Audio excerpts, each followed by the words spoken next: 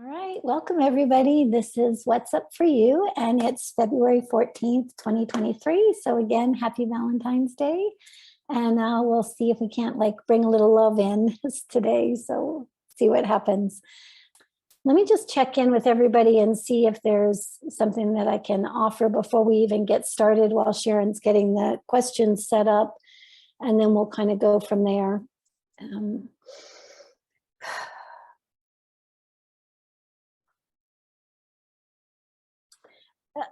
So I'll just speak from my point of view today. Anyway, it's a it's a change-making kind of day, you might say. There's a lot of energy shifting and moving, and a fair amount of intensity as well. And so this piece of, again, just reminder, being careful, being easy, being gentle with ourselves, having that love and compassion for when whatever arises, because, you know, it's there purposefully. And to me, anyway, it feels like what's there, especially in this now moment, is deep. It's purposeful because it's unwinding something really deep. And so we want to just be as kind to ourselves in the process as we possibly can. So Sharon, do you have something for me? Yes, I do. All right. I have two questions around this. They're a little bit different, but we're going to start with this one. It says, I have noticeable pain between my left shoulder blade. Can you give me some energetic insights around the root cause of this? Yes. So what you're showing me is, so the heart energy is being restructured, okay? It's our heart energy is being restructured. And as that heart energy restructures, it broadcasts out across the shoulders, down the arms. It can start really unwinding the things that we have held on our shoulders, the things that we thought we had to hold on to. And one way or another, it's going, yeah? So one of the things that's really helpful to do right now is just be present in that heart. Be present in that heart energy, offering, again, what we were talking about just a minute ago, love and compassion back to that heart. You might even go into that heart chakra, and I think is it Yam? Yam is the seed mantra for the heart. So that might be something that might be able to be used as well. But I would really support that energy and literally seeing it radiate out and keep moving down across the shoulders and all the way down the arms, out the fingertips. Yep. It looks to me like something's that has been there for a really long time is just trying to move out. All right. And this one I think is going with it as well. So I'm going to read it. I hope you are doing well. I am having issues with my left shoulder and arm. I have limited mobility and there is a great deal of pain and weakness.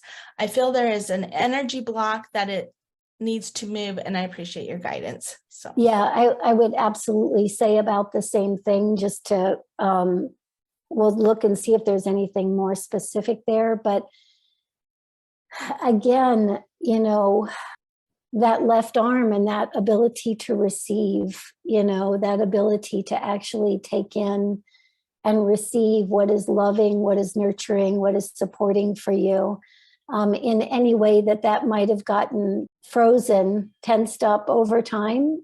It's thawing is basically what's going on right now.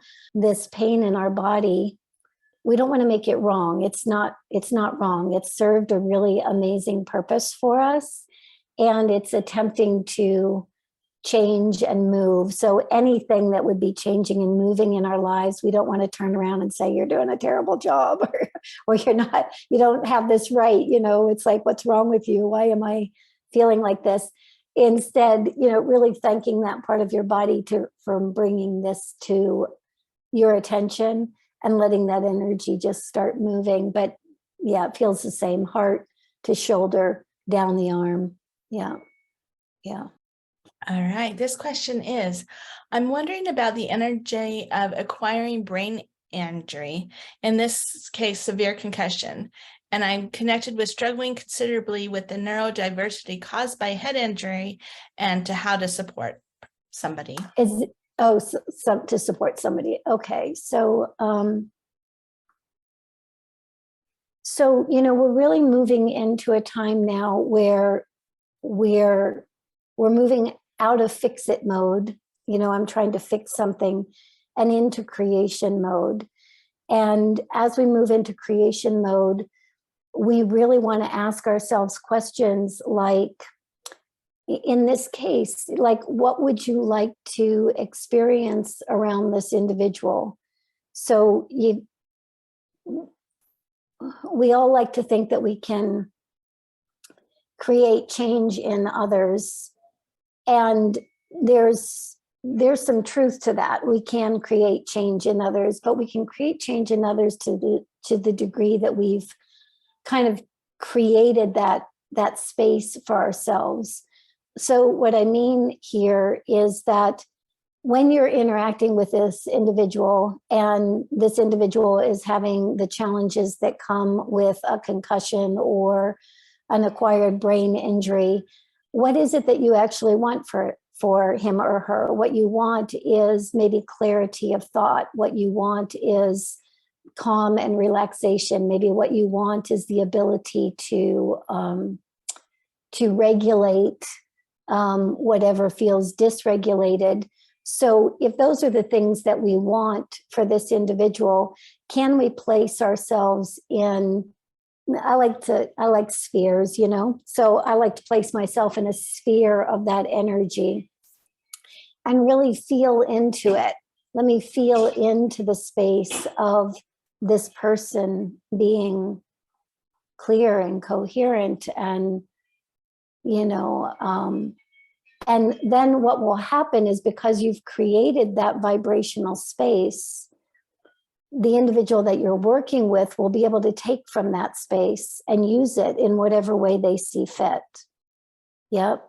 Whereas if we're seeing that individual as, okay, there's something wrong, there's something broken, got to fix that, we're creating that as part of a field. Yeah. Yeah, there's some pretty miraculous things that can happen, honestly, when we actually choose to create the field that we want to experience with anybody. Yeah, it's either going to kick them out of our experience because it's not something that we can engage with, or it's going to bring them really close. Yeah. Okay, this question is, how can we differentiate between the reason of meltdowns or dysregulating being energy related or medical? We have evolved personally a lot after knowing awesomeism and live in a high vibrational state and see amazing things with our son, but still the unpredictability of self-injurious behaviors are still there. How would best be handled that? We're going to do a deep dive into creation today, because again, when any of us have a repeated pattern with somebody where, especially with somebody who's self-injurious, and especially if you're that parent, I mean, there's not a parent on the planet that wants to see their child in that state, it's like, and so we can understand, we can have compassion for that part of ourselves that just wants that to stop. Right. And we can also have compassion for that part of ourselves that might want to immediately go into fix-it mode, around self-injurious behaviors. Like I say, there's not a parent that wants their child to be hurt. What I am going to suggest, however, is that we kind of take a step back when we can. I mean, there's always going to be moments when you just have to help whatever's going on, right? You have to address what's going on. But I'd also like to highly suggest that we spend time and energy and focus in what is it that we would actually like to create. And so again, what does it feel like after you've had a day where your child has not been self-injurious at all? What does it feel like in your body? What can you imagine that you might be saying or doing or expressing because he made it through a whole day without ever harming himself in any way, right?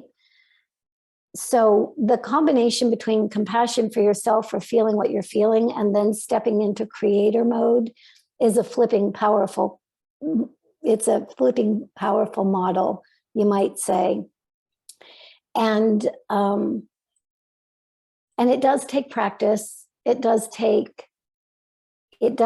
compassion, and it does take filling up that field with what you, and maybe you've never had an experience where you haven't made it through a day without self-injurious behavior.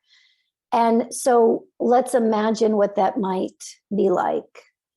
Just we're literally teaching the body how to have a new experience, right? And as we teach our bodies how to have a new experience, we can't help but offer that to the kids, right? Remember, these kids are highly energetically sensitive. So the beautiful part about that is when we create a space for them to draw from, they're going to be paying attention to that energy and they're going to draw from it. This question is, I'm currently living back in the town where I grew up as I chose at the point to be closer to particular family members. However, I find the environment, an industrial town, quite insular. Plus, there's the added dynamic of revisiting my own childhood and adolescence. I feel an energetic cloud around me here. Can you give some insights? Yes, but it's going to be the same insight, I think. We're just going to get this drilled in all kinds of different ways. And I think that that's really important here. So one, let's consider that there are forces bigger than us that move us in all kinds of places and spaces. You know, it's like, we like to say, I decided to go back to be closer to family members, but what is the I that made that decision? You know, I decided to move back, and then I get back to this space and I feel isolated or insular, and I feel a little bit overwhelmed by some of the things that are coming up because of being with family members, right? And so there's a couple different things going on here. One, it's clear that all of those, how do I want to say, all of those early conditionings, you might say, are rising up to the surface. And no better place than with our parents to have that happen. I'm going to be with all of my family this coming weekend at a wedding, so we'll get to see how this all plays out.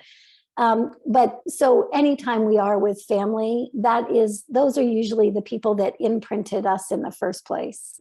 So again, we can have some love and compassion for ourselves in the fact that if those are the people that did the imprinting, and if we have tried to move away from that imprinting for, probably our whole lives, we've tried to integrate that imprinting, it makes sense that when we're in that environment, that's where it's really going to get triggered.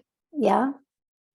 So it's a great opportunity to acknowledge, what's being triggered, what you're aware of now that you might not have been aware of, when you were a little person and getting imprinted with some of those beliefs in the first place. But please don't stop there. Please then go to, what is it that I would like to create? What is it that I would like to create? And kind of microdose yourself with that feeling. Yep. So if you're in a community or you're in a town where you feel kind of insular, or it feels maybe even a little bit repressive, doesn't feel big enough for who you are now, right? Which I can clearly see might be the case. And so if that is true, then what would it feel like to be in an environment that is big enough to match you? What would it feel like to speak from the truth of who you are now into the environment of your family, right? And do so again with love, compassion, appreciation for yourself and for them. They're not purposely trying to trigger you. Sometimes they are, but they're typically not purposely trying to trigger you. But we can use every single element and aspect of that for our own growth, for our own creations. Yeah. So I hope that's helpful. Hey, 2-year-old grandson has almost inconsolable crying spells recently. It is related to his premature birth. Oh, is it related to his premature birth? You already said it. Yeah. And the Thank you trauma for answering your own question. Yeah. and the trauma that came with that, or is it a current emotional development tension between the parents? Well, it's all looped together, right? Because anytime we have a trauma at any stage of our development, and quite frankly, right now at any stage in any lifetime within our development. So it's a little confusing right now. But nevertheless, when we have a traumatic birth, or even when we have a traumatic gestation, that's all imprinting, right? That's all imprinting. And so that soul makes certain determinations about that experience, right? So for instance, in my case, I was a forceps delivery, right? And so I made the decision early on that this might not be such a great place to be. It's like they're going to pull you in, they're going to force you in, there's going to be pushing and pulling and forcing, and right. And so it's not that baby is consciously thinking that, but the imprint is, at the energetic level, is that, okay, it's challenging to get here. And if it's challenging to get here, it might continue to be challenging to be here. And then we move into maybe parents having their own challenges and going through their own experiences. And we can see how that particular story gets more fully embedded, because it was difficult to get here. And now mom and dad are going through whatever they're going through. So, yep, it is difficult to be here. And then something else will happen, and that child will say, yes, it's difficult to be here, right? And so, again, what we want to understand is this is all imprinting. There's nothing wrong. There's nothing broken. Everybody who comes here gets imprinted. And I also want to speak to, it is so powerful when somebody in that child's environment is creating a different kind of space for them to be in. So whether you're close to this family or whether you live, thousands of miles away, when you think of this child, don't think of him as broken. Don't think of his family as broken. Go right into that space of, it's safe here. Yeah, it's safe here, honey. You can be here. It's all right. There are people here who resonate with that energy of safety. You can resonate with that energy of safety. You're just giving this child another choice point. Yeah. And you'll be amazed at, we can all look back in our lives and kind of go, thank God for that person, whoever that person was, whether they were physically present or somebody we might not have even known. But when they're physically present, especially, these are the people that we remember because they changed our dynamic about what was getting imprinted, right? So those first few years of life, everybody's going to get imprinted. How can we put something out into the world that is something that we would want everybody to be imprinted with? Yeah. Yeah. Cool. Thank you. Okay, this question is, I'm wondering about where my child comes from and incarnations here and other places, and how that comes into effects with the struggles he has in this lifetime. Far, far away. Yeah. Hold on a second. I got to track him for a moment.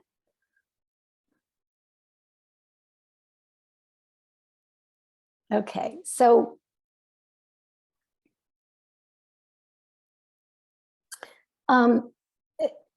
He, let's just say this, he is from far away. He's not from this Milky Way constellation.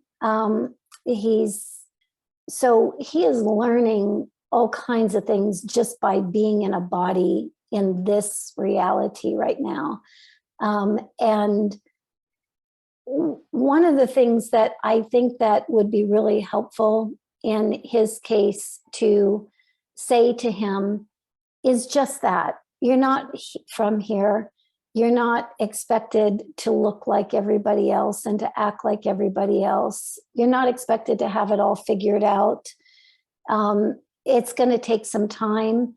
And I would also say to him, you're also more than capable of going to where it feels comfortable for you as often as you feel like it. You can energetically go there anytime you want. And so we're just going to speak to his capacity, and we're going to speak to some of those vulnerabilities, and we're just going to articulate them nice and clear so that there's a little bit of stress and anxiety about figuring it out or getting it right sooner than later. And, again, if we had somebody coming from a different world, a different reality, we can have understanding and compassion for that. That would be really challenging.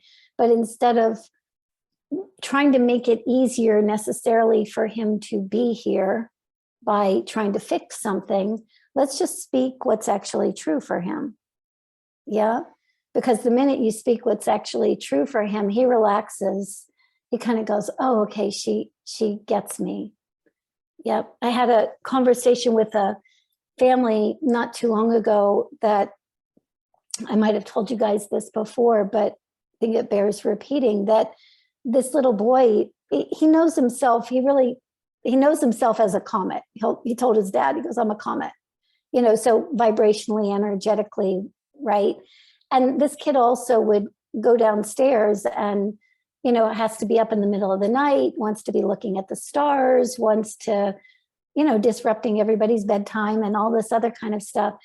And sometimes when he goes to sleep, he comes back and he's screaming and he's overwhelmed and he's crying. And other times he comes back and he's laughing hysterically, it's like, and so just very, very bluntly to the point, we just came up with a dialogue for him. Honey, I know that you're more than capable of traveling all over the universe when you go to sleep. And I know that maybe you end up in places that are really, really scary and you come back crying. And sometimes you go into spaces where, it's a riot. It's great. You love it. And you come back just laughing, and having a great time. You're allowed to go into any one of those places and spaces you want to. You're allowed to avoid the ones that make you scared, and you're allowed to enter the ones that make you feel good, right? And you're also allowed to sleep throughout the whole night. And he did. Yep, it was the first night she slept in her own bed through the whole night. Because we weren't just speaking to this small little person that looks like a little human being, little 2.5-year-old or whatever.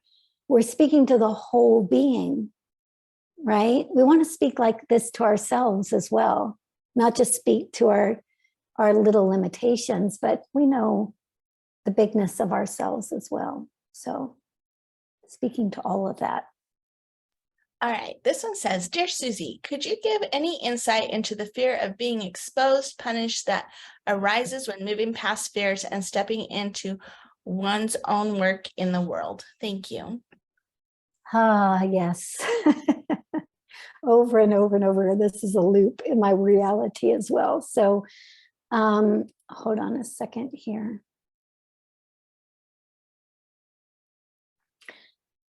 So in this case, this got, you might say, strengthened in your early childhood, but to me, this is something that you you came with.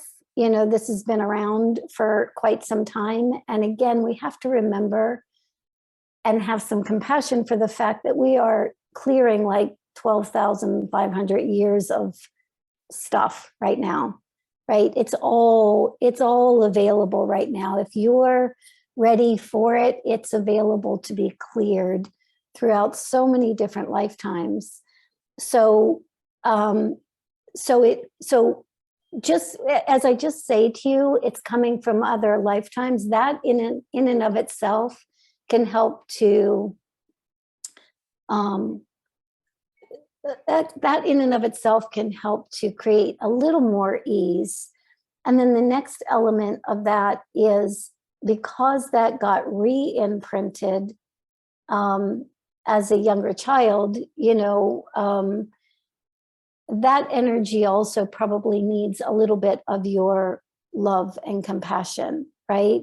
So questions that I like to ask myself when something comes up that's really impactful, really feels powerful as an emotion or as a trigger within me is, you know, how old is that one?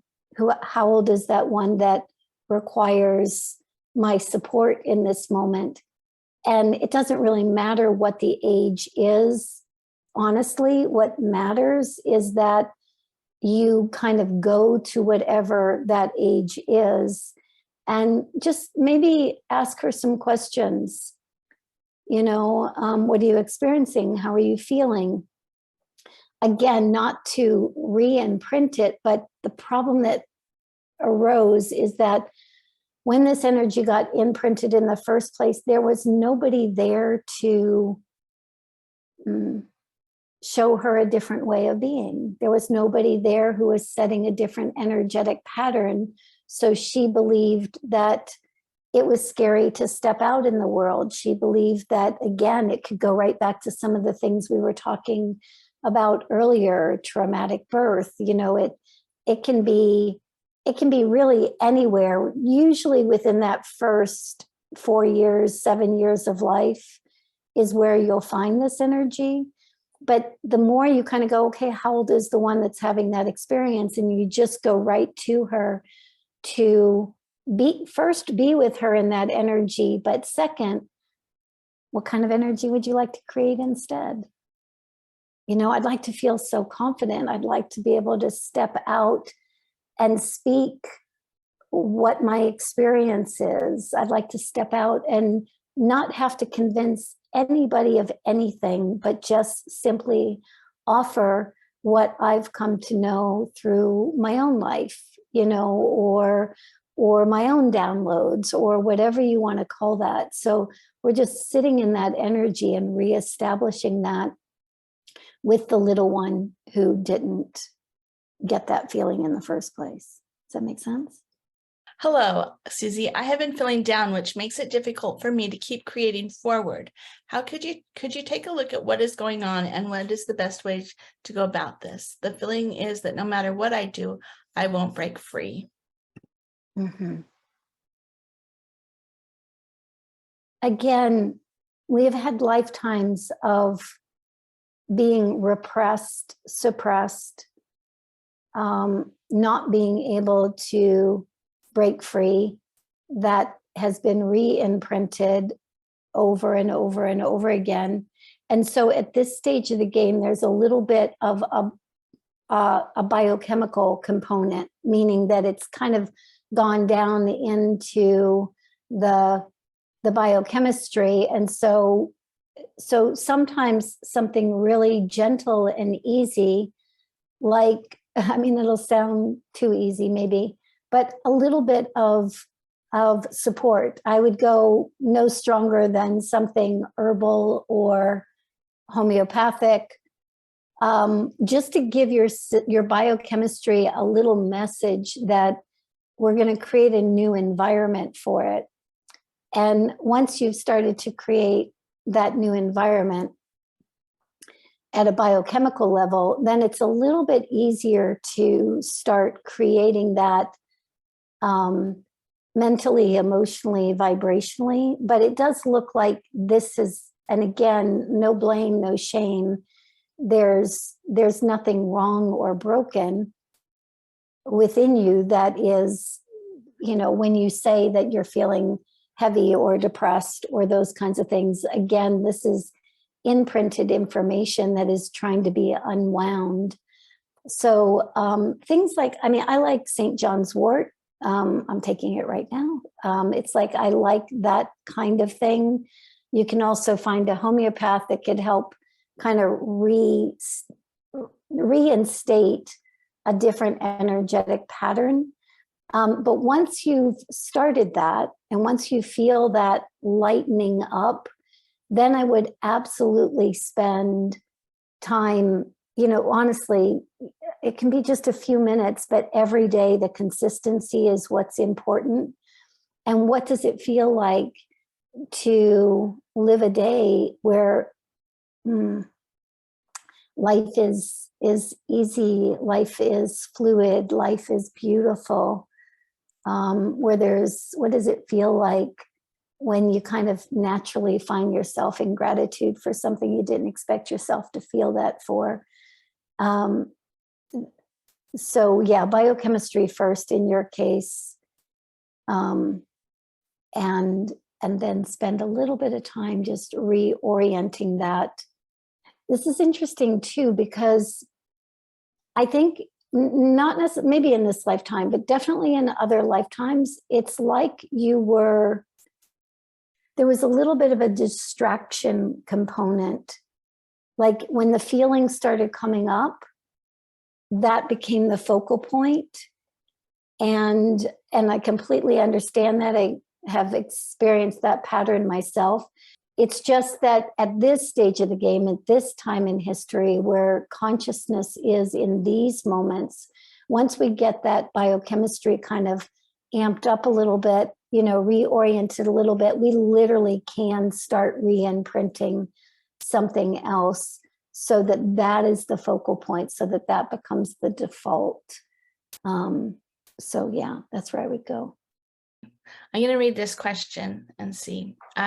There is a theme that continues to be present for me, which is that each of my young adult children perceive having been very wronged by a close friend of mine. I've been present for most of the happenings that they perceive as having been wronged. I perceive such happenings as preferences and interpretations of intentions that I see differently. I subsequently relay that they do not want these persons in their lives anymore. And because of that, they keep them in because if I keep them in my life, I'm not believing them, and that's incredibly painful to them. So anyway, she says it's a whole bunch of friends of hers, and she keeps noticing this pattern coming up again and again. The gift of our children is that our children will mirror, or not in this case, but hold on a second. So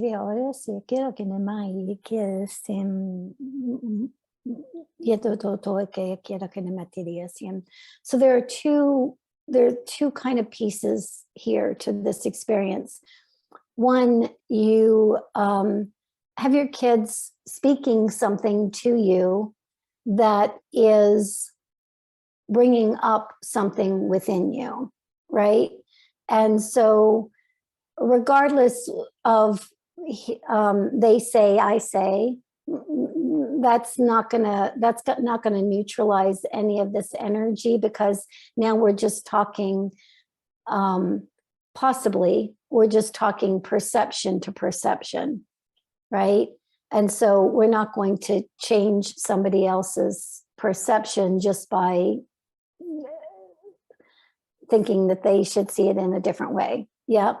So, but what we can do is, and what the real blessing here is this energy is bringing up something within you, right? So whether that is, I don't want my children to feel like they're being harmed by my friends, or I just want my children to go along with what feels good to me, because then that's, that feels good.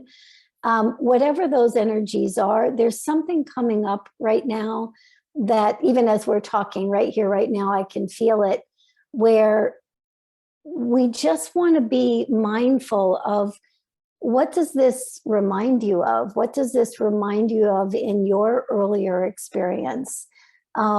Someone telling you something that is maybe hard to hear, or somebody questioning,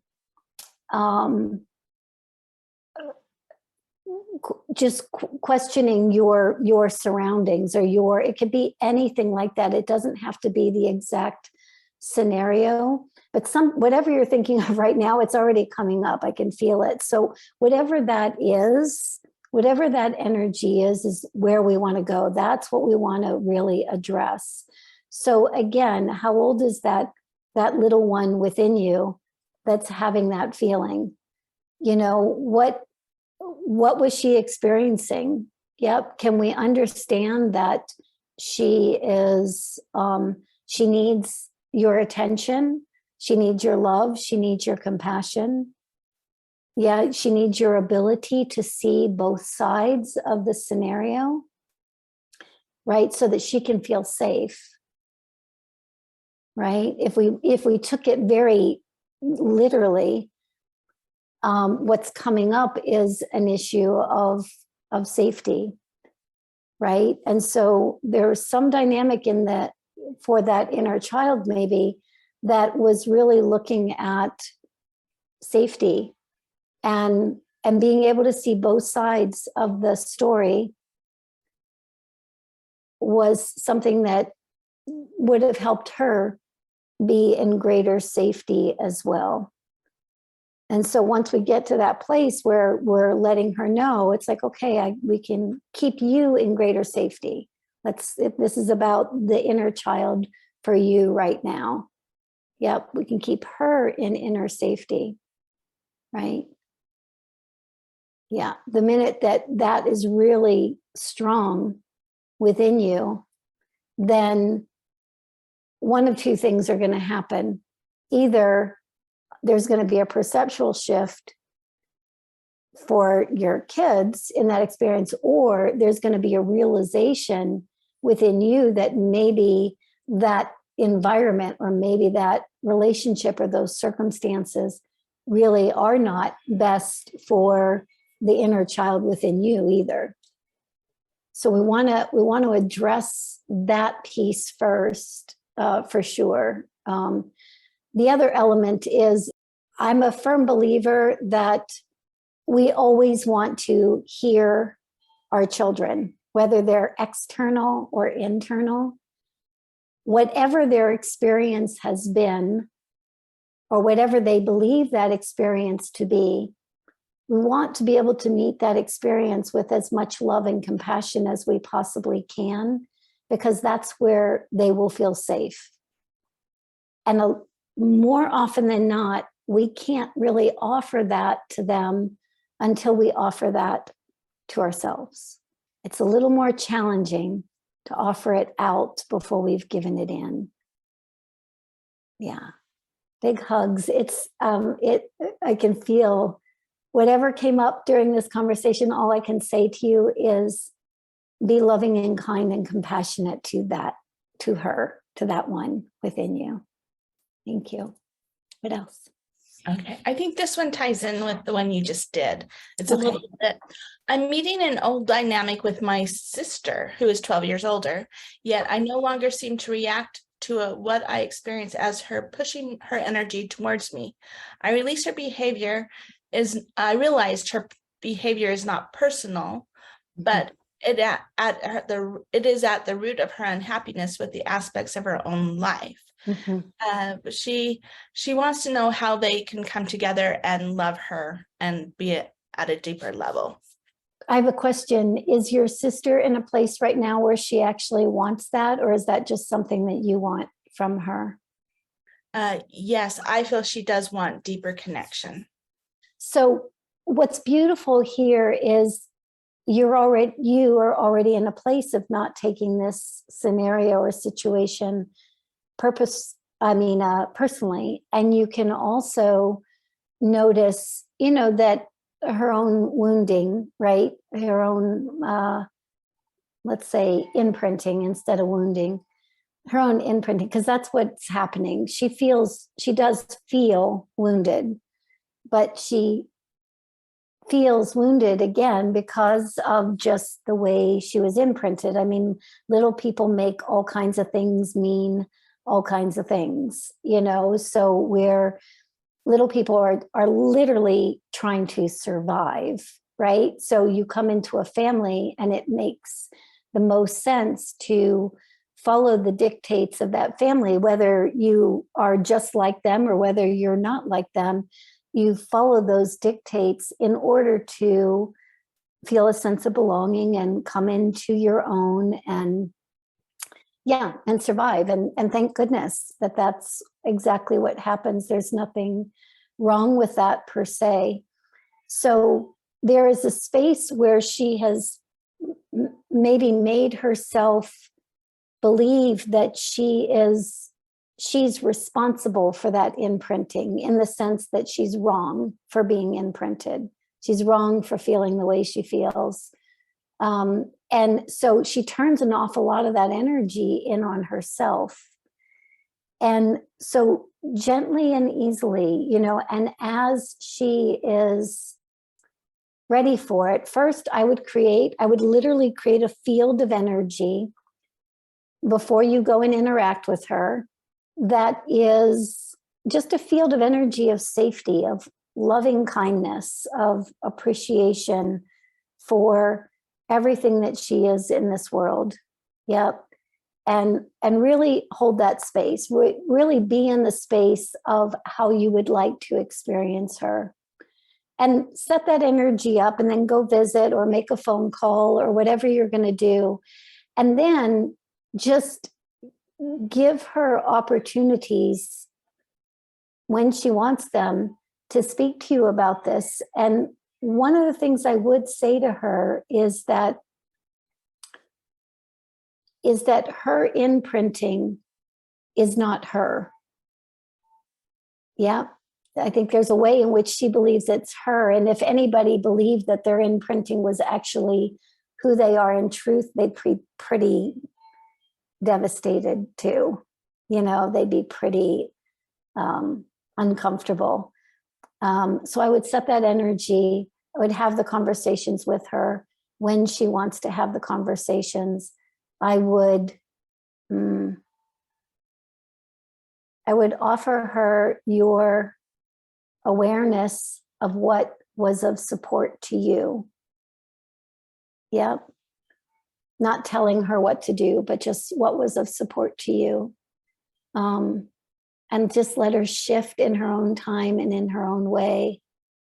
But creating that field for her to shift in is like night and day for her, because this is the exact field of energy that she might have really appreciated as a child, but just didn't really get. All right. All right. This one is the integration that awesomism individuals are talking about, the embodiment that they are working on. What is the best way to support them as a parent? Learning the bigger piece of that is the people around them to bring themselves to higher vibrations. How can we support these beautiful souls? I'll say something fairly controversial in this moment. Again, I absolutely understand why we want to be of support to these individuals. It's really, really challenging for a lot of them to be here. And we can also maybe also understand or put side by side what happens if we drop this idea that they need our help. It's like the kids have said to me for years, don't fix me, don't try to change me, don't try to get me somewhere that you perceive that I'm not. Just connect with me and be with me. Be with me as I am. Yeah. And then the byproduct of that happens to be, oh, I think I'll come a little bit more further into the body. Oh, my body feels a little bit more comfortable. I can regulate a little bit more easily. So right there.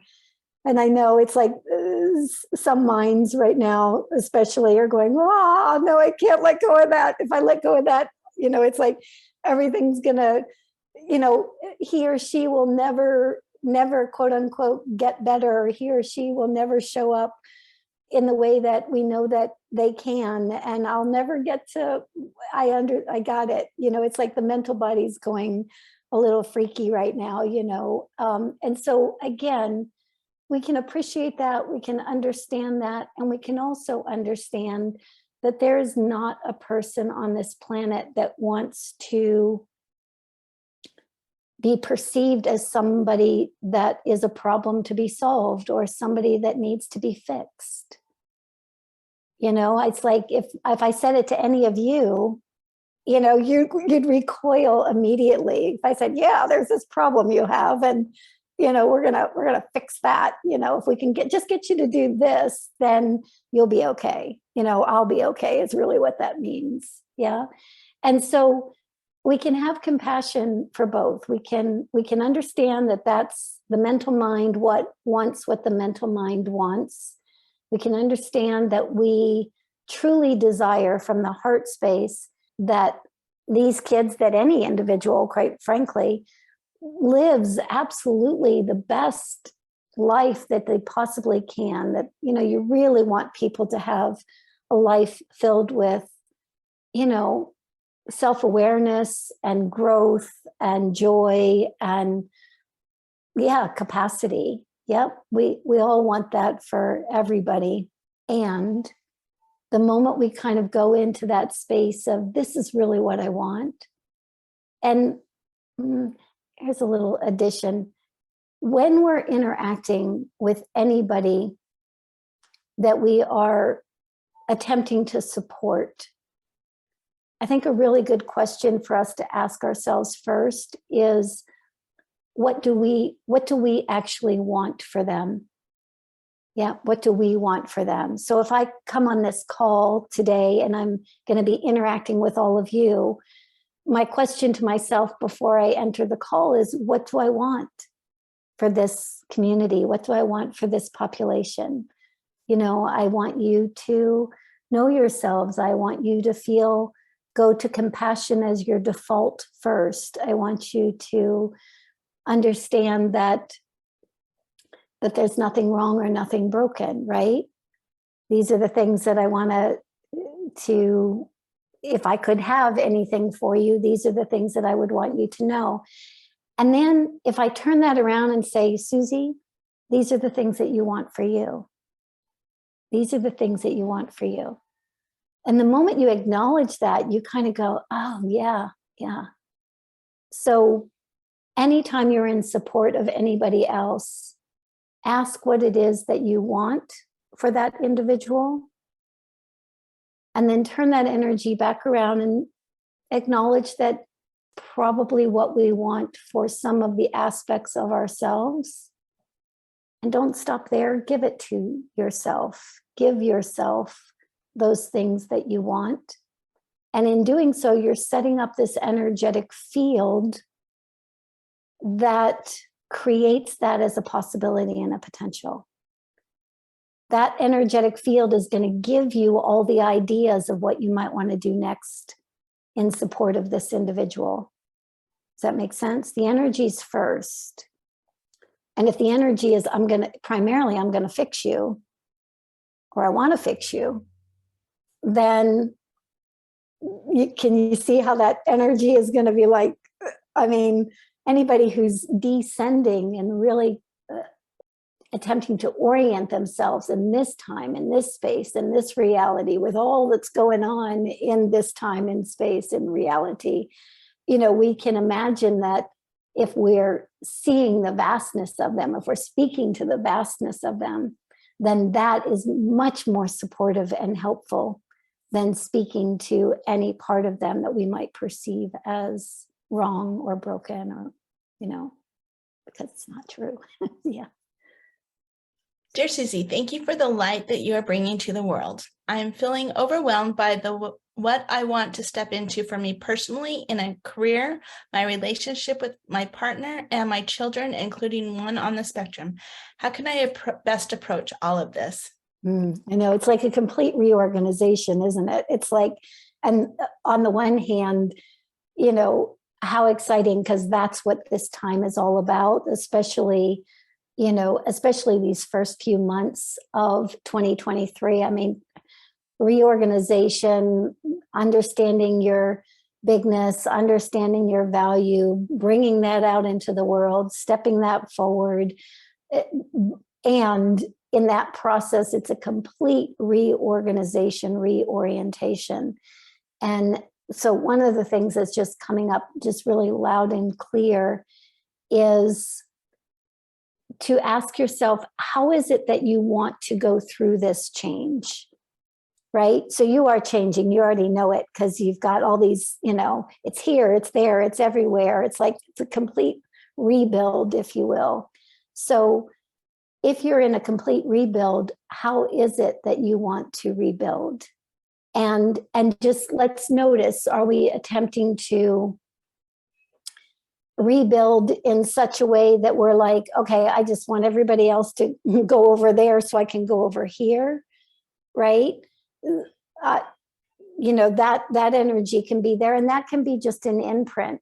It's like, the only way I get to go over here and be this new expression of myself is to dismiss or to, disconnect or whatever those things are.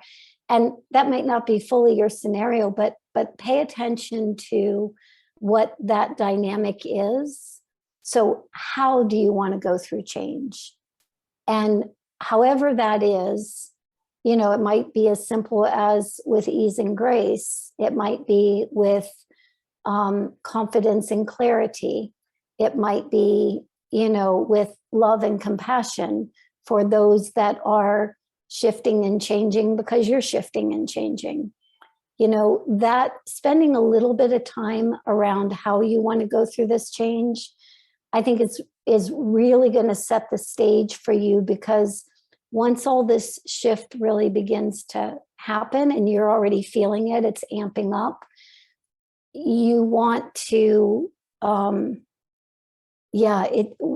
I keep hearing is you're changing the way you change. The way you do change is changing. Yep. And so we just want to give some awareness to how it is we want to make that change. Put all the elements in it. Again, I like to create a big sphere out in front of me. I want compassion in there. I want love. I want confidence. I want value of self. I want receivership. I want to be able to communicate with those that are receiving and can receive. All of that, whatever it is that you want to throw into that mix, put it in that sphere and step right in it and just feel it for a few minutes. Reorient yourself to that energy. Yeah. And you're I can tell you right now, all of you, you're going to be throwing spears out in front of you and filling them up and stepping into them and then filling them up again and just keep going. So and it gives the mind something to do, quite frankly, instead of focus on what might be wrong or broken, which is just not true. Imprinted, yes, but not wrong or broken. So yeah. All right. Can you do one quick one? Sure. Let's see. This person has a liberal tear in the left hip and meniscus in the left, tear in the left knee. Just any insights to help with, so that she can help with her healing? First off, let's not negate any level of healing. So sometimes we kind of go, well, I can do this, but not that. This is a physicalized expression, right? And so we don't want to make anything wrong or right, as far as wrong or bad, as far as that healing process is concerned. Even some of the medical treatments and things like that are available could at least be considered Don't have to go down that road, but it's almost like anything that we're kind of in resistance to is kind of perpetuating some of the energy and the movement of that. And so this is, I'm just going to say what I'm seeing, and you can take it for what it's worth. Letting that energy come up that leg from the earth, come up into the sole of the foot, all the way up into the knee, and then up into that whole hip girdle, and really noticing what comes up for you as that earth energy comes up that leg. Notice if there's any place of maybe like a bit of a pushback or a bit of a resistance there. And it doesn't make that resistance wrong. What the resistance is saying is pause here for a moment, so we can reorient this space. Yep, it's not saying, you're in quote unquote resistance or there's a block, right? A lot of times we go into a negative self-evaluation anytime that kind of stuff comes through. It just doesn't do us any good. So let that energy come up through the foot. As it's coming up, it's just your little meditation, and you're noticing when there's even a little bit of a subtle pushback. And when there's that subtle pushback, you're going to just stay with it for a second. You're just going to be with it, love it, support it, nurture it, and wait until it wants to move, right? And when it's ready to move again, you bring that energy up a little bit further. Yep. And you're just going to play with that. Yeah. Not resisting anything that's attempting to come up from underneath, up from the earth, up through the leg and into the hip girdle. There's a new sense of stability or safety that's trying to work its way through. But my guess is because that experience hasn't always been your experience, when it starts moving like that and things literally start to try to rip themselves away from, tear themselves away from. So I would play with that. I would play with that energy and see what happens from there. All right, I think we're good to go then. Let me just see if there's any last minute piece here. Yeah, no, you guys already, that inner awareness, choosing what you want to experience, creating energetic fields to experience, placing yourself in those spheres, asking yourself questions. These deeper states of self-awareness they're like magic right now. I mean, they're just such deep gold right now, because the collective unconscious is really ready for so much change. And the beautiful part about that is that for those of us that are applying that energy, using that space that we're in and really creating change within ourselves, that's our change can really go kind of at a magical pace if we choose it. Just easier on yourself instead of self-condemning. Yeah. Yeah. Sounds like an easy thing, but a lot of times we just default to self-condemning. So, yeah, but maybe a little more love. Yeah. Yeah. So on this Valentine's Day, we'll end it with that. How's that? All right. Lots of love, everybody. I'll see you next time. Bye.